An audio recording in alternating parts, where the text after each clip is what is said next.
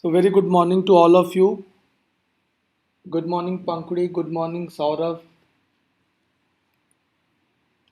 In this lecture on digital image processing, we are going to start with a new topic. We have covered in the last class frequency analysis, which was just a brief introduction. I plan to keep that at that same level at which we covered it in the last class.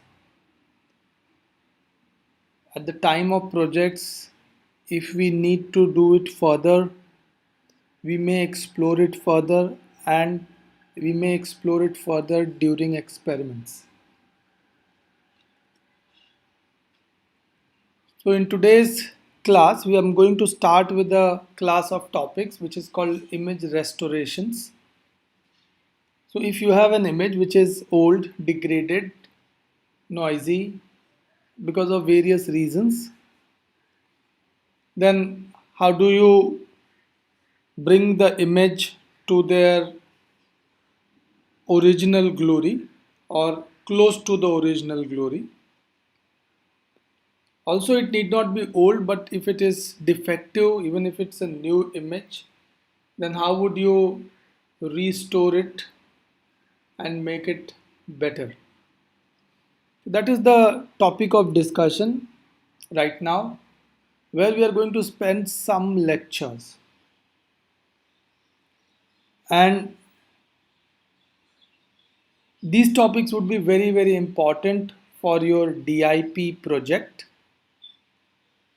So, see to it that you read them quickly.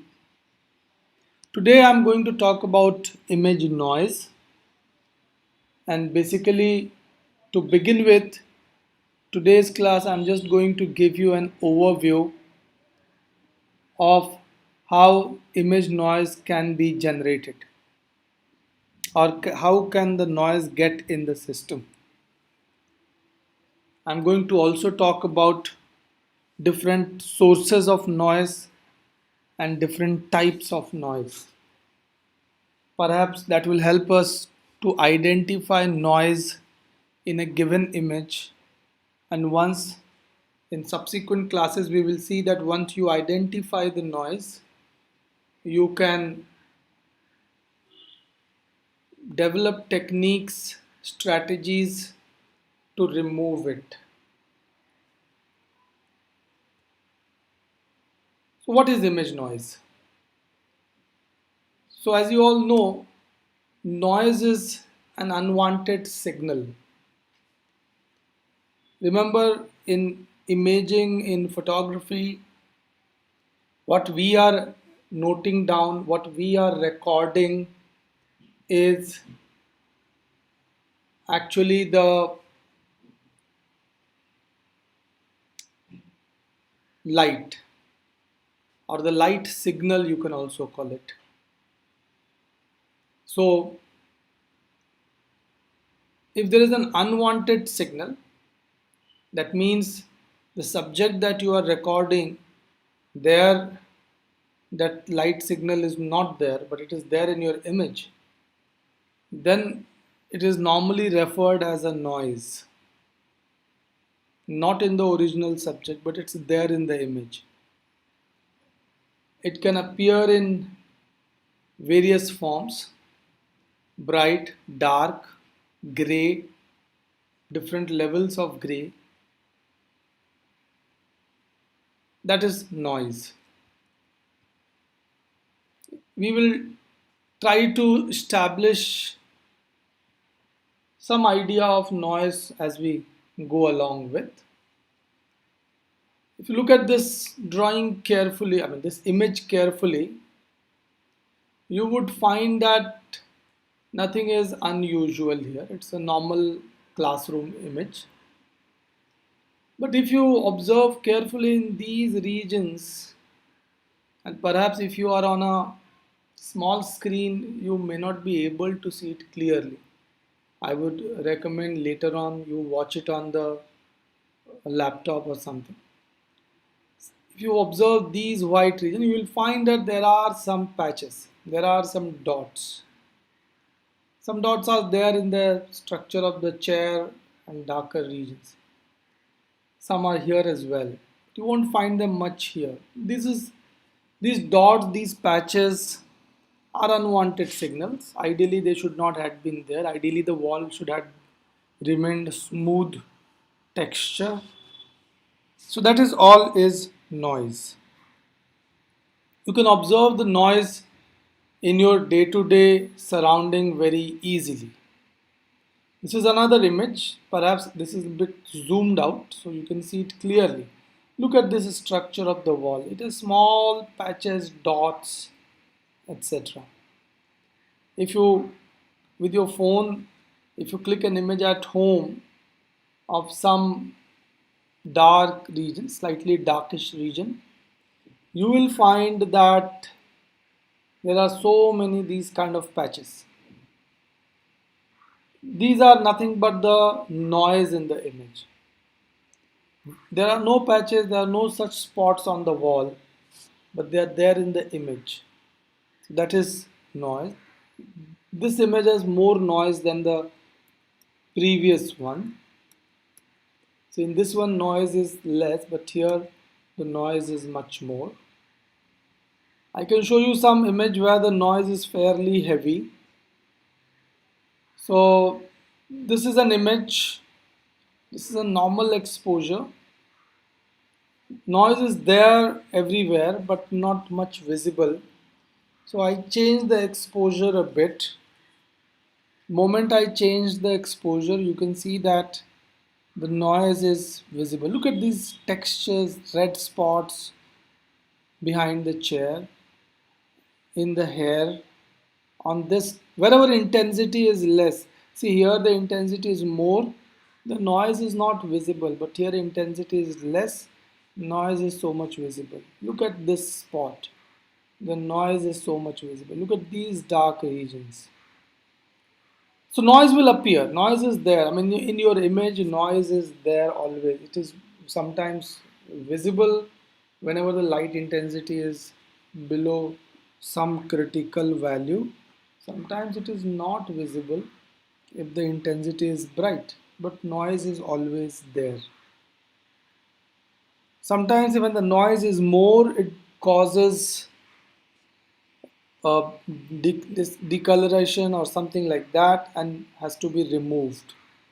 So that's the whole task at hand at present, to study these noises, find out their sources, and develop strategies to remove them. So in the sky blue part of this, the noise is fairly medium. You can see that some dots are there, not a lot. If you go to yellow, which is the brighter region, the noise is less. In the whites, again the noise is less. If you look at this dark region and if you do some intensity adjustment on this part, there you will find that the noise is enormous. So where does the noise come from? The noise, primary source of noise is the sensor itself. The image sensor, as we all know that we are using electronic sensors these days. I mean, very few of you must have seen a film camera, or I'm sorry, many of you must have seen a film camera, but very few of you have used a film camera. So if you look at a digital camera, the sensor is fixed once it is designed, and that is the primary source of noise. How does it source the noise? So to understand that, we can take a pixel as bucket analogy. So each pixel in a image sensor can be assumed to be behaving like a bucket. A bucket which is the reservoir of the signal. Now, what is signal? So remember and listen carefully. A signal is nothing but the light signal. So whenever light falls on the pixel, the job of the pixel is to produce number of electrons which are proportional to the intensity of light. From photoelectric effect experiments, we know that largely this process is linear. I'm using the word largely. I'll get back to that in the later part of this lecture. The process is linear. That means more intensity, there has to be more electrons, and less intensity, there has to be less electrons. What is important is the number of electrons generated has to be proportional to the intensity of light always. Such electrons, they are the signal that has to be recorded by the pixel. But most of these pixels, which are semiconductor devices, they get free electrons because of their ambient temperature. They are called thermal electrons. They are called dark electron or dark signals. I'll come to it again why they are called dark. If you recall the diode characteristics, the first device that you study in the study of semiconductor electronics, then you study forward characteristics, forward bias and reverse bias. How much current flow in the reverse bias? Can anyone tell me? Is it high? Is it low? Is it zero? You know that when you forward bias a diode, the current is enormous. The depletion region vanishes and you get lots of current. Now the theory tells us, or the first hand approximation theory tells us, that if you make it reverse bias, no current should flow. But practically that doesn't happen. Practically there would be very small amount of current even in the reverse bias. Even in the reverse bias, you will get some electrons flowing through the diode.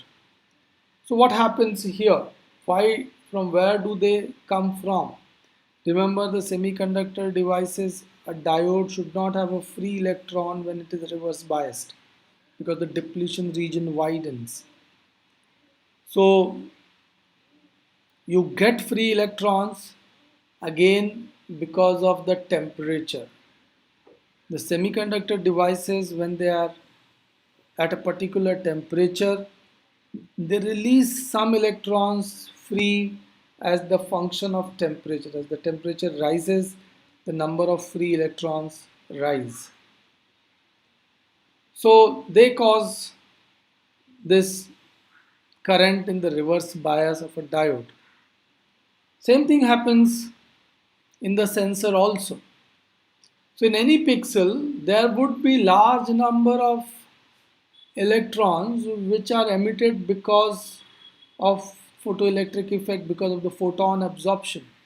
But there would be some electrons present which are because of the thermal or temperature of the sensor.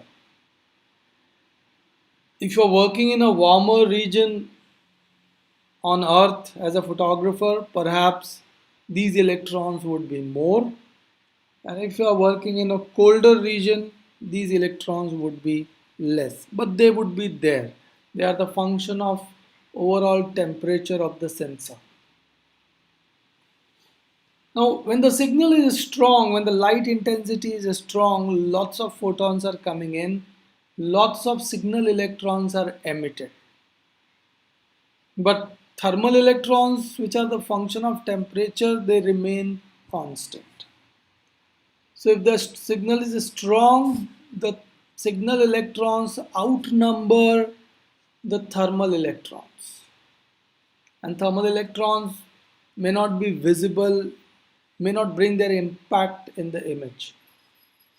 While if the signal is weakened, if the light intensity drops, if you are shooting in a dim region, then the signal electrons or photoelectrons are also less, and at that time signal to noise ratio drops.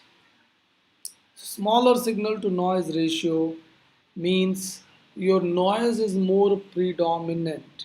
You will get some sort of patch, some sort of different color, some sort of different shade of gray in your image where it was not expected. So this is what happens. That's how the sensor to begin with starts giving the noise in the image. Typically, this noise is mostly Gaussian.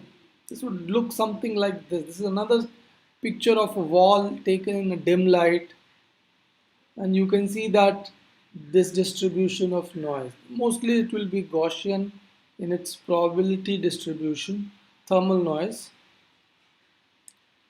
As I said, it is due to the temperature or the dark current present. It can also, it increases. You will get more this kind of noise if it's a long exposure. Now most of your astronomy students, and sooner or later you are going to encounter what is called astrophotography. So long exposures are the bread and butter of astrophotography. Any image taking in astronomy has long exposure, and that exposure can extend from few minutes to hours to days. So moment you put the long exposure, the thermal current can show its impact tremendously. Long exposure means your current in the system, your sensor is flowing for a longer time, heating is more, and generating more thermal electrons because its temperature rises. Professional telescopes do artificial cooling for these kind of exposure. Liquid nitrogen is one of the best artificial coolant in which is used in top grade telescopes. So the long exposure is can increase the thermal noise. Also high ISO, which is present day, is amplification. You amplify the signal, but when you amplify the pixel signal, you also amplify the noise. If you are working at a higher ISO, the noise is going to be more.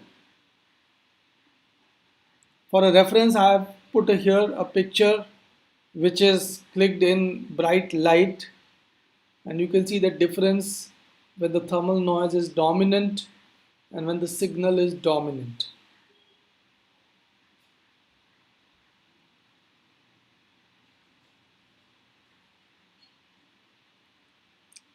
Thermal noise rises with the temperature. This is a graph of Canon's top end cameras. Here on the y-axis, what is plotted is dark current per pixel. How many electrons per second or the thermal electrons per second are emitted, and this is the function of, this is the temperature.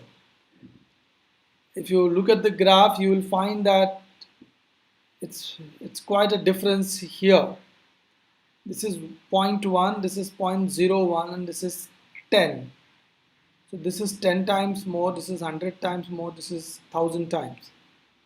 So the dark current, dark pixel count increases around 1000 times if you go from minus 15 degrees Celsius, say, to around 30 degrees Celsius. If you can extrapolate it further, suppose you go from minus 5 degrees Celsius to 45 degrees Celsius, which are the temperatures usual in India at different places, you will find that there is a 1000 times jump in the dark current. So it matters where you are shooting. Your noise will depend on that, and it also matters how you are, what time of the day you are shooting. Day and night time temperature fluctuate anywhere from 10 degree to 20 degree, and that may bring quite a considerable difference in the amount of noise generated in your camera sensor.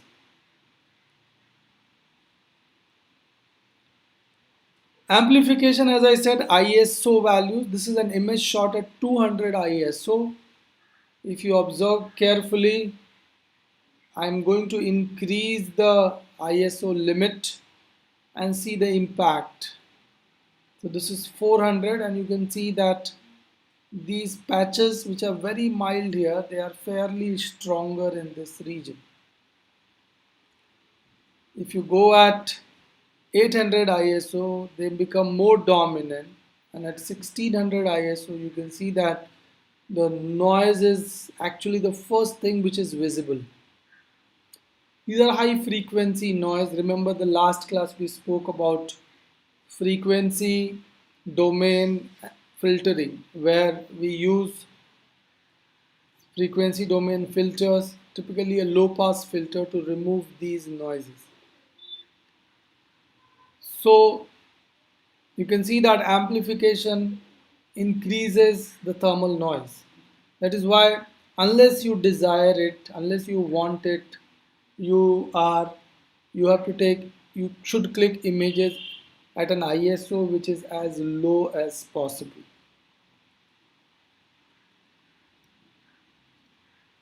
The other is pixel size and noise. How does noise also depend on pixel size? So remember that amount, if you recall that original bucket analogy in the beginning of the image,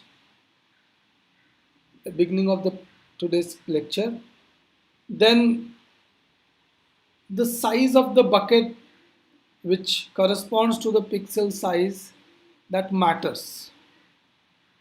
If you have a large bucket, then you can collect large signal electrons, and therefore the noise can be inherently less.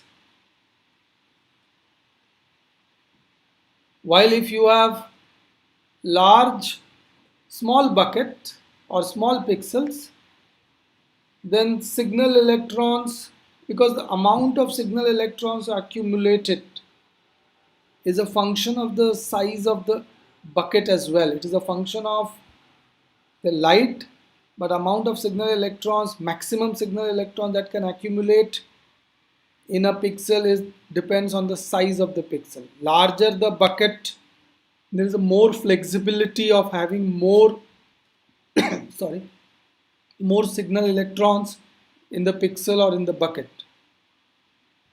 However, if you look at the thermal electrons, they are function of temperature only. They are not the function of the size of the bucket. So they remain constant almost. So the larger bucket or larger pixel can have stronger signals, and in turn that suppresses the noise. Here is a graph of signal to noise ratio per pixel against the size of the pixel, pixel pitch, which is called, in microns. So you can see that as the pixel size increases from 1 micron to 10 micron, you will find that the signal to noise ratio improves. Present day we are working This is a little old. Present day we are working at the order of 14, 18 micron big pixel, and the noise signal to noise ratio has been improved tremendously. Then there are other sources of noise apart from thermal noise. So far, remember, I was discussing only thermal noises.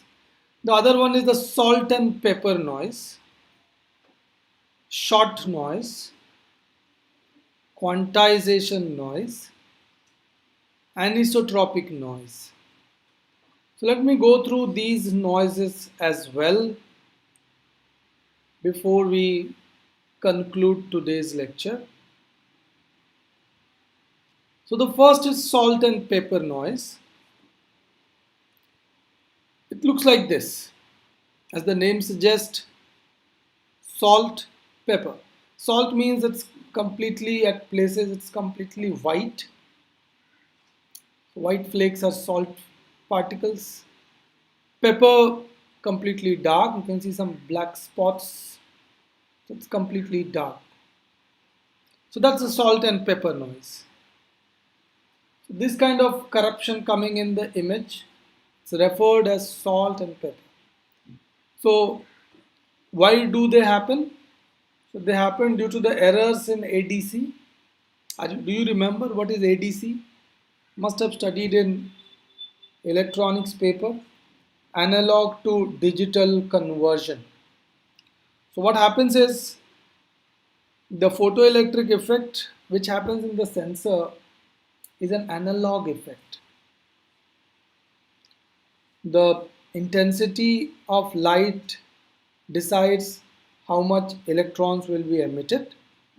Intensity of light in nature varies smoothly and continuously with time and with position, and therefore number of electrons emitted in a pixel, signal electrons emitted in a pixel, they also vary continuously. So they are not digital signals natively. So you need an analog to digital converter to convert them into your digital signal. Now in that conversion, you might induce some errors. So once those errors come in, then some of those errors, not all, remember, some of those errors can result into salt and pepper noise. Then there could be some pixels which are defective. There might be some pixels in your camera sensor which are dysfunctional. They will look black all the time. There might be some pixels where the linearity of amplification is lost. Every time they work, they give you the full brightness. So there may be some defective pixels, and that will and again bring either a very black, dark noise or very bright white noise. These are typically black is at 0 and white is at 255. It's an 8-bit system. Then there could be some electrical interference, some stray electrical interference in the amplification system and electronic wiring inside the camera, which again can turn some pixels into completely white or completely dark. So these are typically the sources of salt and pepper noise. The shot noise is another phenomena which is generally observed in stellar images. Now, what happens is your what we consider as uniform intensity in the surrounding, whenever you are taking a photo, what you consider a uniform intensity of light, it may not be uniform all the time. There may be micro fluctuations here and there which human eyes can't see, but camera system can still record. And because of that, those micro fluctuations in the intensity At some point you may get some brighter image, and at some point you may get some darker points. Although to us the intensity might look uniform. These are typically called short noise.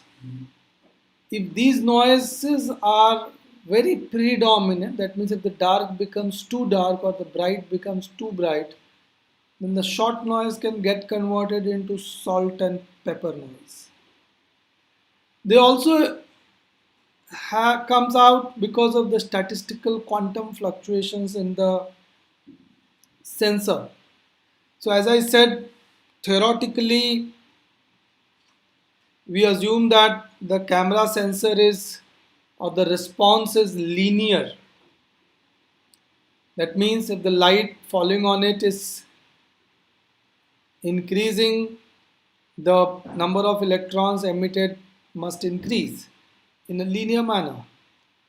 In practical reality, there are fluctuations. If we have same light intensity falling, say on a pixel, and the pixel generates say 50 free electrons, then if you retest it again after some time, then it may not generate against the same 50 electrons for the same intensity of light.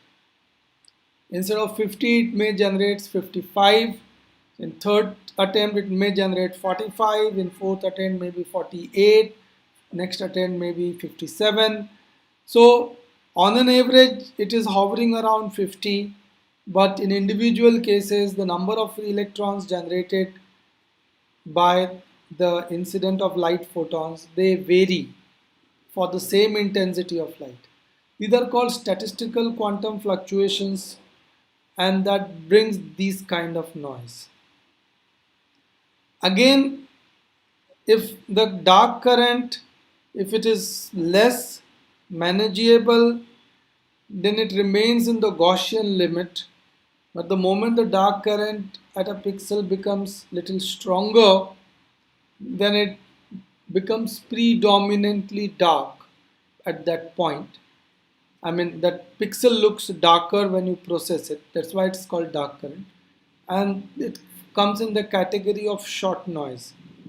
Again, if it increases further, then it can go and become pepper noise. This is quantization noise, as we had discussed earlier also, and now again, that this is my signal. The blue line represents the signal. But when you do quantization, you don't follow the signal. You can see that at every point there is some difference between the actual signal and the quantization value, quantization level.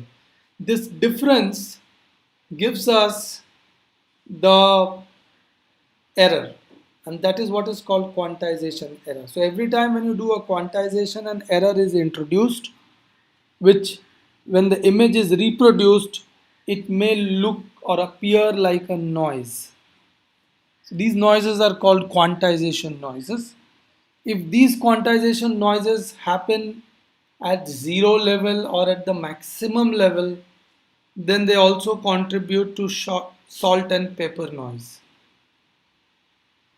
So that is another source of noise.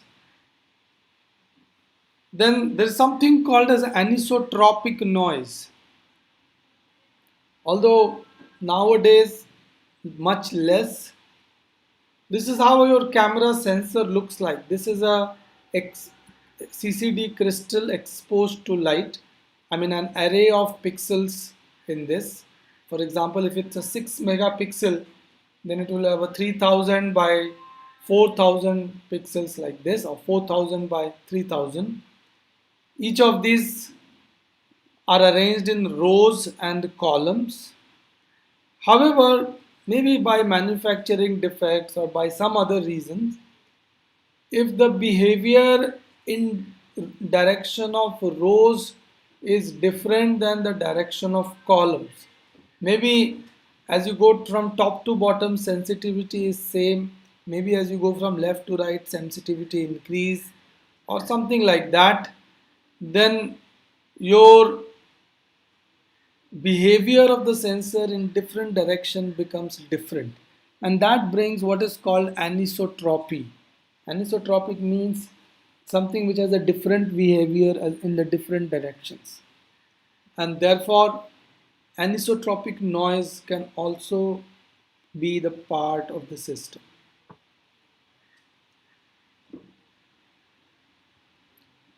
So we have seen today's class, we have talked about what exactly is a noise in an image. We also spoke of the chief sources of noise.